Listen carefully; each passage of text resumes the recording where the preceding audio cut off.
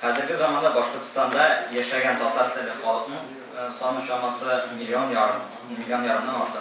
Tatarlardan başqa bu songa Tatar tili başlıqlar kile, etnik, mədəni həm dil yağından bu türkümlər bir-birisindən də ayrılmıyorlar. Yani Tatarlardağı sımanalarının da ana tili Tatar tili oluşağıydı.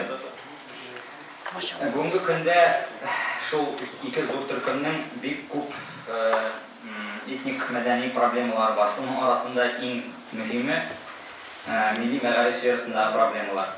Etnik mobilizasiya vaxtında tudurulğan Tatar milli uyuşmaları tırışıqlar arqasında Başkırtistanın Günbatış rayonlarında həm başkilizasiya siyasəti vaxtında yağılğan Tatar məktəblərin yanadan türgüzdürlər. Şulayıq da Respublikanın iri şəhərlərində, hətta Ufada da yana məktəblər açıldılar. Respublikadağı Məğarif Ministerliğinin hesab dokumentları boyunca 1992 yılında 506 Tatar məktəbi var idi. Əyində 1996 yılı alarının sanı 614 məktəbə xətini kilib ciddi. Bütün Sovet zamanından şutlasaq bu maksimal pokazateldir, etsək bu ayındır. Onlar başkilizasiyanın yana etabı başlanğaç bu Tatar məktəbləri günə yabıla başladı. Tatar məktəblərinin kimitu prosesi şunday masштабlarga erişdi, bəlkə hətta Başkırtistan Respublikasının Məğarif Ministerliği bu şıraqda yalğan göstərişlər yasavğa tutundu.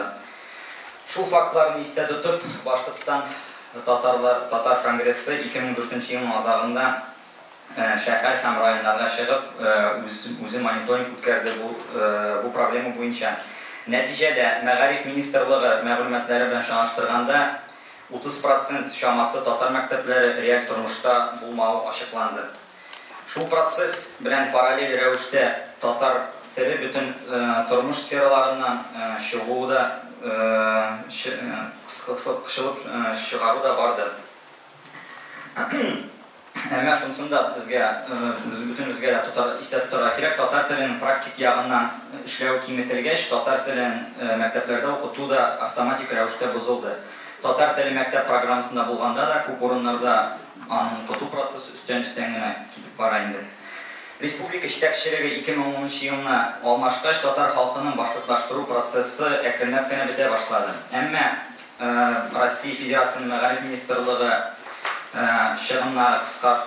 məğarif şığınları qısqartı həm az komplektli məktəblərini bitirü siyasəti səbəbində Tatar məktəbləri qısqarı tendensiyasız bəlkə də devam edən.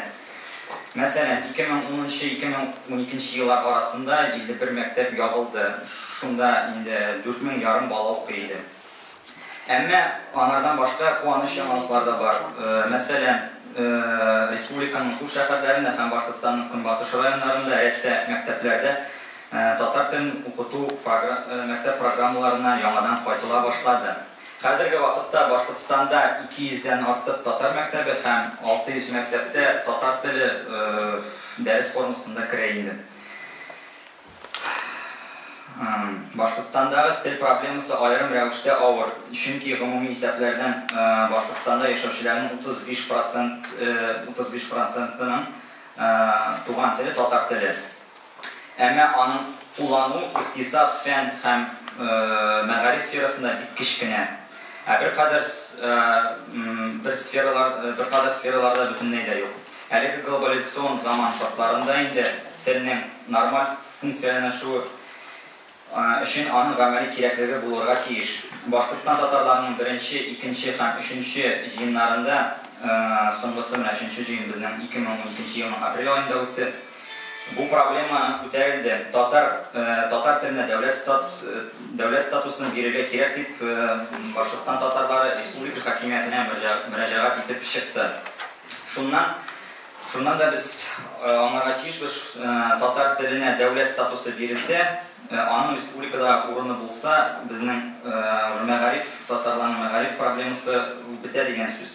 Hiç şüphesiz Tatar məktəbləri, həm gimnaziyalar sonu artaşaq, ayrım şəhərlərdə də, avlarda da Tatar kubləb yaşayan urunlarda bu problemi şişiləyindi degen sözlər var. Şulay o tilinin ağırlığında həm milli məğarifin sıfatı da o vaxtda artayacaq. Rahmat, Mekzor Рәхмәт.